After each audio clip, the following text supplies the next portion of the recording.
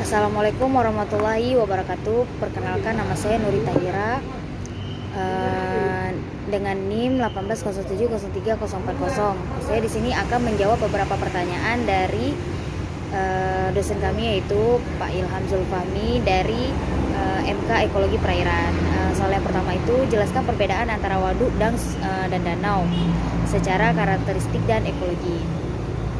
Jadi jika dilihat dari keduanya, itu kalau danau dia merupakan penampungan air yang terjadi itu secara alami, sedangkan waduk itu dapat terjadi dari karena adanya pembuatan bangunan yang dibuat oleh manusia.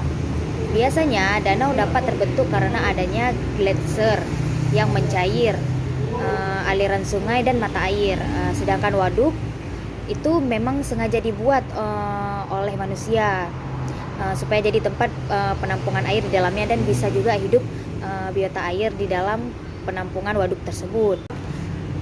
Kemudian pertanyaan yang kedua itu adalah sungai terdiri dari 3 bagian, yaitu ada hulu, bagian tengah sungai, kemudian ada hilir. Apakah ketiganya memiliki ekosistem yang sama? Jawabannya itu tidak. Jadi menurut dari pengertiannya, kita bisa lihat hulu itu adalah bagian sungai yang terdapat di pegunungan atau perbukitan. Dia berada di daerah yang paling tinggi. Itu ciri-cirinya bisa berupa dengan arus deras, dia memiliki air terjun, atau misalnya dia memiliki jurang, kemudian dia tidak terdapat pengendapan di situ. Kemudian dia batunya besar-besar karena kan berada di pegunungan atau perbukitan. Kemudian kalau bagian tengah atau badan sungai itu biasanya terletak di daerah yang relatif datar. Ciri-cirinya itu arus tidak deras, banyak erosi berkurang, terjadinya endapan, kemudian dia terbentuk hingga hilir sungai. Kemudian yang ketiga itu ada hilir. Hilir atau muara sungai itu adalah ujung akhir dari aliran sungai. Biasanya hilir mengalirkan air sungai ke air laut. Ciri-cirinya biasanya arus dia itu tenang dan lambat. Badan sungai terdiri dari lumpur dan pasir halus, dan terdapat banyak endapan karena dia kan berada di bagian paling akhir. Itu pasti terdapat banyak endapan seperti pasir-pasir dan batu. Kemudian soal yang ketiga itu, jika tidak dikelola dengan baik, waduk berpotensi mengalami eutrosifikasi. Jelaskan mekanisme terjadinya eutrosifikasi tersebut dan apa dampaknya bagi biota perairan. Jadi dilihat dari pengertiannya, eutrofikasi itu merupakan masalah lingkungan hidup yang diakibatkan oleh limbah fosfat, khususnya dalam ekosistem air tawar.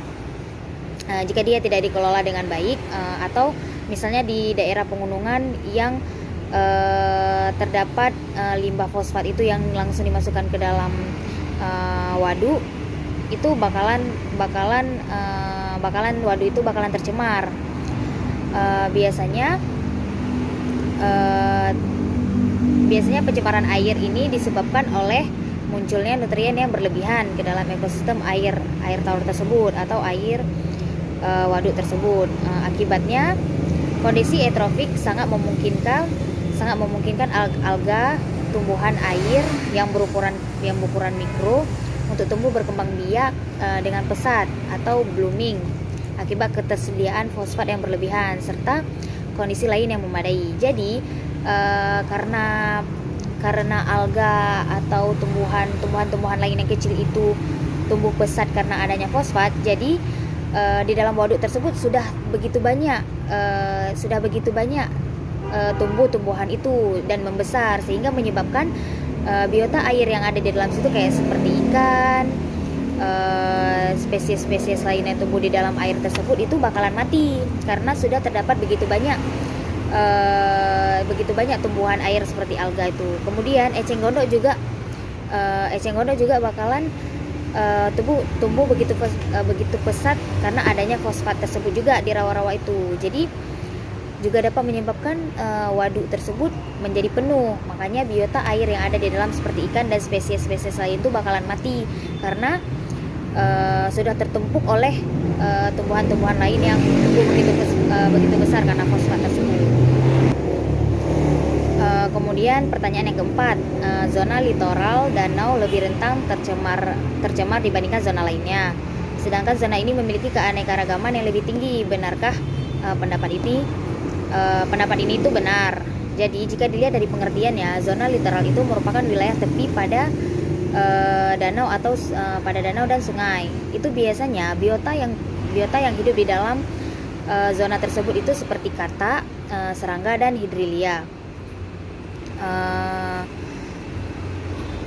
Dia memang begitu banyak memiliki keanekaragaman yang lebih tinggi di dalamnya, karena begitu banyak biota-biota yang dapat hidup di situ, kayak misalnya kata, serangga, kayak gitu. Kemudian dia juga rentang tercemar karena dia wilayah tersebut itu berada di tepi sungai, atau danau. Jadi orang yang ingin mencemar itu lebih mudah karena dia berada di tepi, kayak membuang sampah sembarangan, membunuh biota yang berada di pinggir tepi sungai tersebut, karena mudah dijangkau oleh manusia lain, oleh kita maksudnya. Makanya dia lebih mudah juga tercemar karena dia berada di tepi atau pinggiran sungai atau danau tersebut. Kemudian pertanyaan yang kelima, melindungi ekosistem perairan adalah tanggung jawab seorang muslim. Benarkah pendapat ini? Sertakan dalilnya. Sebenarnya bukan kita aja orang muslim yang harus melindungi lingkungan atau ekosistem perairan. Nggak hanya ekosistem perairan aja yang harus kita lindungi. Sebenarnya kita sebagai manusia yang hidup di muka bumi ini, tidak hanya orang muslim aja, itu memang kita dituntut untuk melindungi lingkungan kita sendiri, melindungi tempat kita hidup. Misalnya kita tidak melindungi lingkungan kita sendiri, itu kita mau tinggal di mana? Pasti kita akan kesusahan mencari makanan, mencari tempat tinggal. Misalnya kita suka mencemar daerah-daerah yang kita tempati, kayak misalnya kita membuang sampah di sungai, itu pasti bakalan terjadi yang namanya banjir. Terus juga yang bisa terjadi yang namanya penumpukan sampah. Kemudian bisa menyebabkan begitu banyak penyakit. Kalau misalnya kita yang tidak menjaga, itu pasti bakalan berdampak negatif bagi diri kita sendiri. Makanya tidak hanya orang muslim aja, orang yang non muslim aja memang dituntut untuk melindungi lingkungannya, karena kita hidup di lingkungan ini itu kan maunya nyaman, tidak ada gangguan. Jadi kalau misalnya kita tidak melindunginya, kita sendiri yang tidak nyaman tinggal di situ. Kemudian dalam dalil Al-Quran aja sudah dibilang bahwa telah tampak kerusakan di darat dan di laut disebabkan karena perbuatan tangan manusia, supaya Allah merasakan kepada mereka sebagian dari akibat perbuatan mereka, agar mereka kembali ke jalan yang benar. Di saat kita mencemari lingkungan, merusak lingkungan, kita sendiri juga ditimpa masalah sama Allah. Maksudnya kita juga diberi peringatan sama Allah, karena kita memang hidup di sini untuk dituntut untuk menjaga. Karena kalau bukan kita sendiri, siapa lagi? Karena orang yang paling banyak melakukan kerusakan lingkungan itu ya memang tangan manusia sendiri. Makanya di dalam ayat Al-Quran ini juga dijelaskan bahwa kerusakan yang terjadi di daratan dan di lautan itu semua pasti itu karena ulah manusia, pasti itu karena tangan manusia dan tangan kita sendiri. Makanya Allah bakalan menimpakan akibat buruknya kepada manusia dari perbuatan yang mereka lakukan tersebut, sebagai teguran bagi mereka agar mereka itu kembali kepada jalan yang benar. Misalnya nih kayak kita membuang sampah sembarangan, kan pasti bakalan terjadi yang namanya banjir.